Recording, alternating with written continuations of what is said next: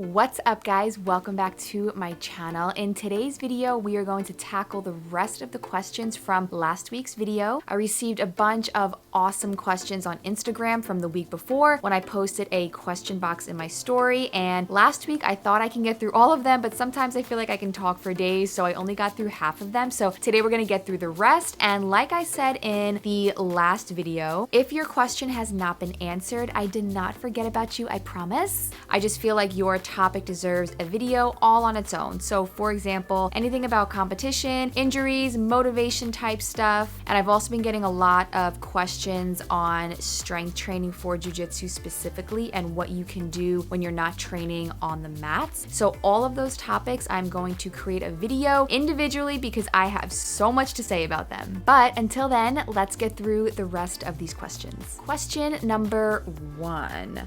Ways for lower belts to address closed-mindedness and disrespect by upper belts in the gym. First of all, I cannot believe that an upper belt is actually disrespecting you and being closed-minded because of the color of your belt. Honestly, that's just so stupid on their end, and honestly, they're probably just really insecure about something within themselves, and they should really talk to someone about that. But I think the main thing for you, just to remind yourself, is everyone started where you are. If you're a white belt, if you're a beginner, everyone who's above you, everyone who knows more than you, everyone who has a higher rank than you, they were all where you are at. No one just woke up and was a high-level black belt. And if the people that are not being so nice to you aren't even black belts, they've got a lot to learn. And if it is a black belt, oh my goodness, who is being closed-minded with your training and is disrespecting you because you're a beginner, then honestly, they don't deserve their black belt. But in this case, if you're really feeling uncomfortable and disrespected by these people that are sharing the mats with you, this is absolutely something that you should bring to your coach, to your professor, whoever is running the school and leading the program. This is absolutely 100% something that he or she should deal with and not you, because this is their academy and they should not be allowing this kind of behavior on their mats. And I don't know any examples from what you're talking about, whether they're, not so serious or whether they're more on the serious side, but any kind of disrespect is not okay on the jiu-jitsu mats and should definitely be handled by your coach. I'm really sorry that you're going through this and that you've had to experience this kind of situation. I feel like most of the time I preach about how wonderful jiu-jitsu is, how wonderful the environment is, and how awesome the people are, and I promise that I would say 99.9% of the people and the environment is like that. But just like anywhere else, you do get not so great people and not so great situations. So I'm really sorry that you're dealing with this, but please go talk to your coach and have them handle it, because more than likely you're not the only person that they're doing this to. Next question, bruising. I hate the bruising so much. Chest and arms look gross. What can I do? Unfortunately, this is something that we just have to go through. Jiu-jitsu is an extreme contact sport, and unfortunately, bruising is gonna happen. I go through periods of being super bruised up where I'm embarrassed to wear shorts, and I go through periods like right now where I really don't have any bruises and all is good. Watch, now that I've said that, tonight in training, I'm probably gonna come home with a black eye or something.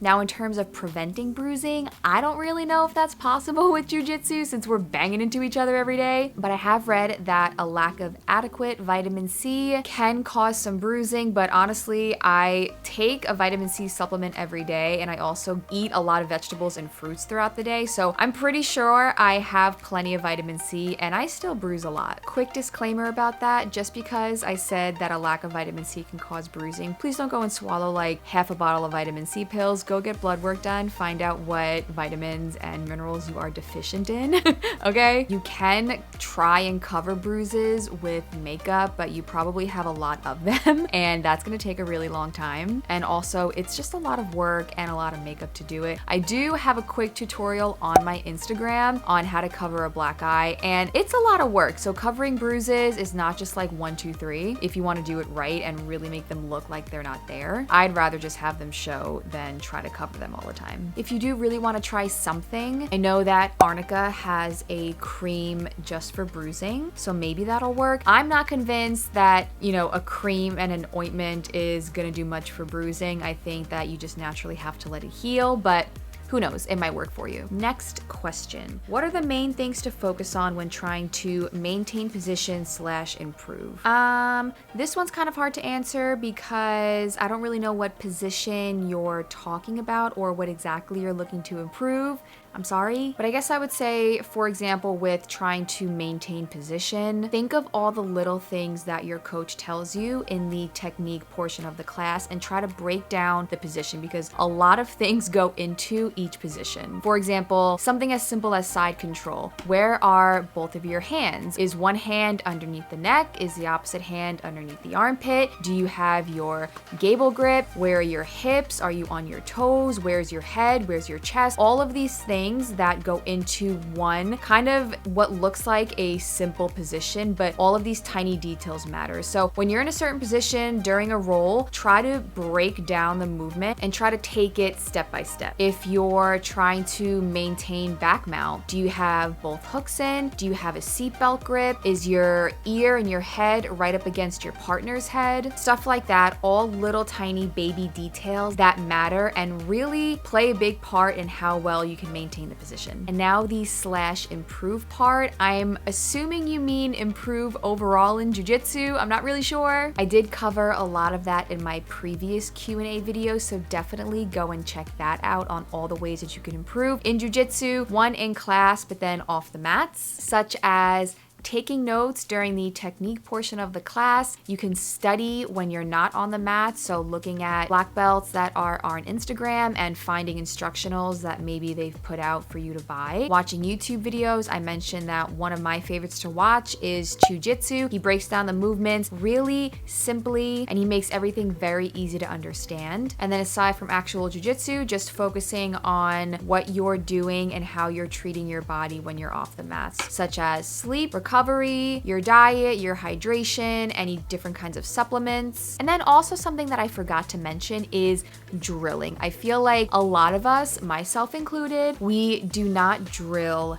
enough. Jiu-Jitsu is so complicated, and honestly, doing the movement in class a couple of times for say 30 minutes, you're probably not gonna grasp it enough to actually pull it off in a roll. It has to be drilled and drilled and drilled again. The moves and the positions that I'm really confident in and comfortable doing and successfully pull off in rolls, I've done I don't even know how many times. So definitely, if you want to improve with your technique, improve in rolling, drill. Okay, so I'm a big fan of the next question. Do you think it's a bad idea to date your trainer? No. My fiance and I just got engaged this past Saturday, and I met him in my previous gym. He was my trainer. He then, when I started jiu-jitsu, became my jiu-jitsu instructor, and now we are engaged to be married 6 years later. So no, I do not think it's a bad idea to date your trainer. I do think, okay, I don't want everyone to yell at me here. I do think that there are things to consider before you start dating someone in your gym. Okay, so I'm gonna bring my fiance on here one day and we're gonna do a whole video about training with your significant other. But before that video comes out, let me just kind of give you a little backstory. He was a personal trainer at the gym that I used to work out in, and that gym also had a jiu-jitsu program. And then one late night, he came over to me while I was lifting and he got me to finish my workout and we started talking, blah, blah, blah. I found out that he was one of the main instructors for the program and we started working out together. We started doing privates for jiu-jitsu, but this was before, way before I did any kind of jiu-jitsu classes. So I was not part of the program yet when we started training together. But the main thing is that I knew that this was something special. I knew that this was not going to be some kind of casual fling. So when I actually started jiu-jitsu and I became part of the program, we had already been dating for a while. And you know, like I said, I just knew that this relationship was going somewhere. So if if you're gonna date someone from the gym, if you're gonna date someone who trains jujitsu with you, whatever your situation is, I would just be careful. Is this someone that you're looking to just casually have a little thing with? Is it someone that you see yourself with in the future? Because it can get really messy if you're dating someone in the same gym as you. Who's gonna stay? Who's gonna leave if something goes wrong down the line? These are things you kind of have to think about in such a small community where you see the same people every single day. Not to be a negative Nancy. But I mean, if you really feel like it's the right thing to do, there's nothing wrong with it. You could end up like me and being engaged a couple years later.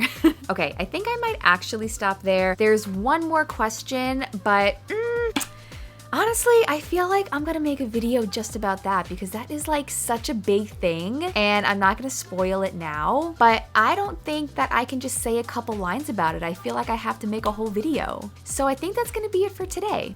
We got through all of the questions other than the ones that I'm gonna make separate videos on. So I hope that the answers to my questions were helpful. Again, thank you everyone who submitted a question, who's been engaging with me, who's been messaging with me. I feel like a broken record because I just say this all the time, but truly I am so grateful. This has been so much fun so far, and there's a lot of exciting things coming up in future videos and for this channel, so stay tuned. And until the next video, I will see you guys next time.